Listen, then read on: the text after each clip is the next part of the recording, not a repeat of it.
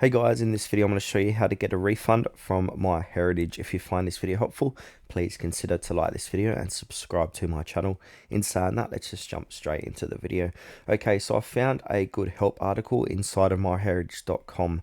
So basically, this article says here, how can I request a refund?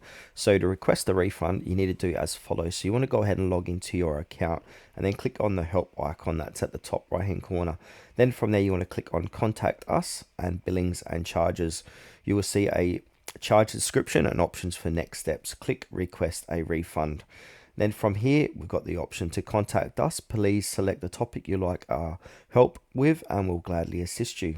So click onto, it's going to say here, billing and charges, your name, you currently have an active membership, Then we want to click onto request a refund from there. Then the next option here, it says next, click the orange button that says request a refund. So next you can share with us the details of your request and their team will carefully review your request and contact you about the next steps.